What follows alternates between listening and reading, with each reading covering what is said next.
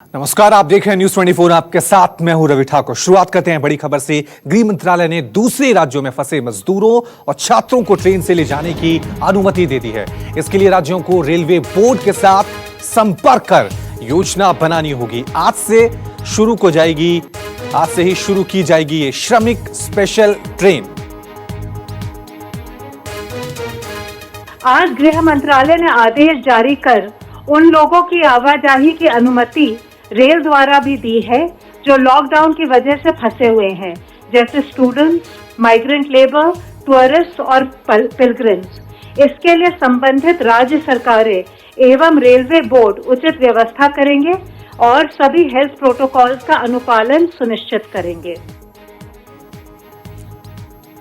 तो गृह मंत्रालय की तरफ से हरी झंडी मिल गई है। जो मजदूर, छात्र, श्रद्धालु दूसरे राज्यों में फंसे हुए हैं और अपने घर वापस जाना चाहते हैं, उनके लिए अब गृह मंत्रालय की तरफ से ये कहा गया है कि उनके लिए ट्रेन सेवा जो है वो शुरू कर दी जाएगी। लेकिन इसके लिए राज्य सरकार और रेलवे बोर्ड को मिलकर एक योजना तय करनी होगी, क्योंकि आज तेलंगाना से झारखंड के लिए ट्रेन रवाना हुई है, जिसमें हजारों मजदूर जो हैं वो अपने घर वापस पहुंचने के लिए ट्रेन में सवार हुए। इसके बाद अब उम्मीदें ज्यादा बढ़ गई हैं। जो मजदूर, जो श्रद्धालु, जो छात्र कहीं फंसे हुए हैं देश के अलग अलग राज्यों में, कि उनके घर वापसी का रास्ता अब साफ हो गया है।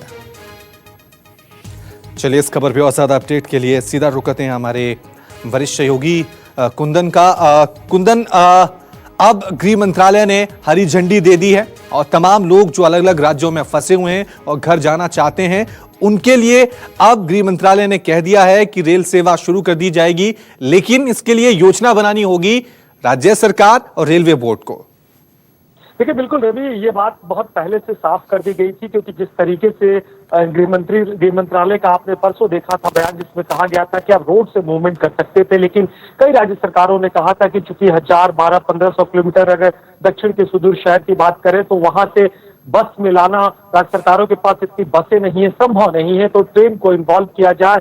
और जिन राज्य सरकारों ने पहले पहल की थी, जिसमें झारखंड का नाम सामने आ रहा, आपने देखा कि किस तरीके से आज पहली ट्रेन हैदराबाद के बगल के स्टेशन से हटिया के लिए, रांची के लिए, राजधानी के लिए आ रही है। और शाम को 2 ट्रेनें उनकी कोटा में स्टूडेंट्स को लेकर आएगी। और देर शाम अगर दूसरे राज्यों की बात करें तो नासिक से और नागपुर से ट्रेनें लखनऊ के लिए और भोपाल के लिए जाएंगी। तो जिन राज्य सरकारों ने बात की हुई थी, पहले से बातचीत किया था, उन राज्य सरकारों के लिए कम से कम आज 5 ट्रेन, मैं आपको बताऊं कि ठीक करीब 6:30 के करीब में कोची एर्नाकुलम से एक ट्रेन उड़ीसा के लिए निकलेगी। तो आप उड़ीसा की बात करें, झारखंड की बात करें, छत्तीसगढ़ की बात करें, मध्य प्रदेश की बात करें, उत्तर प्रदेश की बात करें, ये राज्य सरकारें बहुत ज्यादा एक्टिव थी।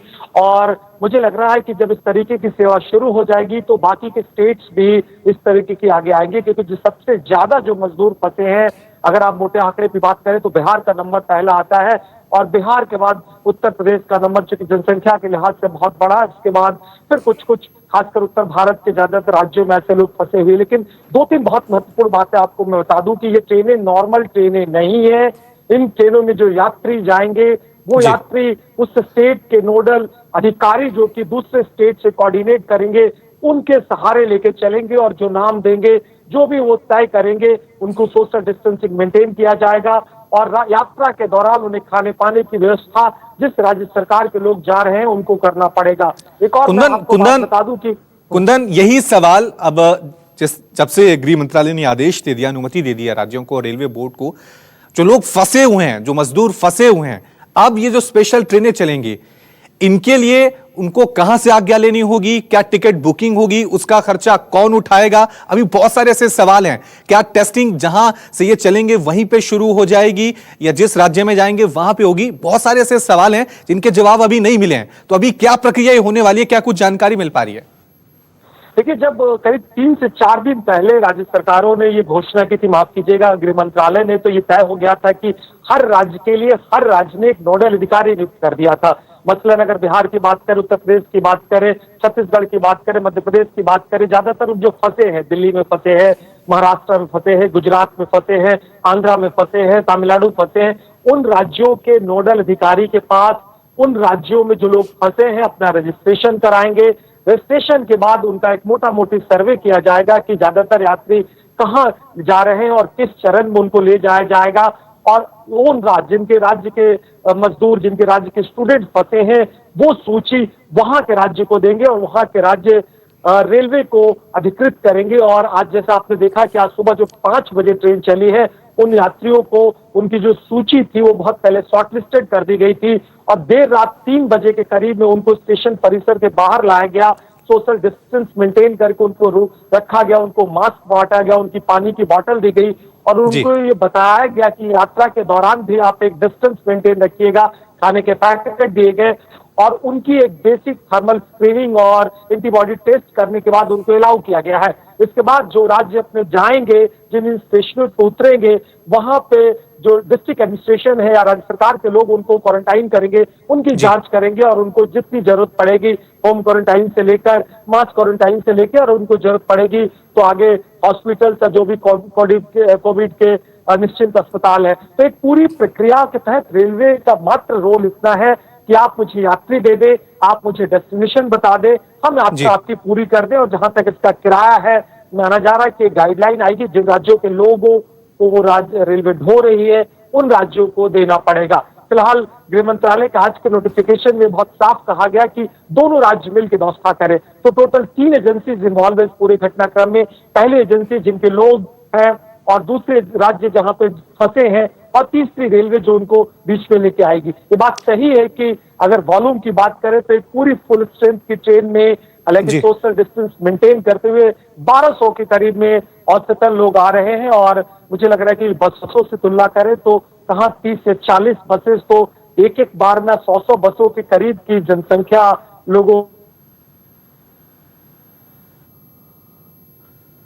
साफ तौर से ये राहत की बात है उन तमाम मजदूरों के लिए, तमाम छात्रों के लिए, तमाम श्रद्धालुओं के लिए जो लोग फंसे हुए हैं, क्योंकि आज गृह मंत्रालय ने रेलवे बोर्ड को, राज्य सरकारों को अनुमति दे दी है कि जो छात्र, मजदूर, श्रद्धालु दूसरे राज्यों में फंसे हुए हैं उनको आने के लिए अब रेलवे सेवा शुरू कर दी जाएगी। आज इसकी शुरुआत भी हुई है तेलंगाना से झारखंड की तरफ। सुबह 5 बजे ये ट्रेन चली थी और करीब कहा जा रहा है कि झारखंड के हटिया में रात 10 या 11 बजे के करीब ये ट्रेन वहां पर पहुंच जाएगी। अगर आपको हमारा ये वीडियो पसंद आया हो तो इसे लाइक और शेयर जरूर करें। अगर इस वीडियो पर आपकी कोई राय है तो नीचे कमेंट भी कर सकते हैं। और हाँ, देश और दुनिया की तमाम खबरों से वाकिफ रहने के लिए अभी सब्सक्राइब करें न्यूज़ 24 का YouTube चैनल। न्यूज़ 24, निष्पक्ष खबरें।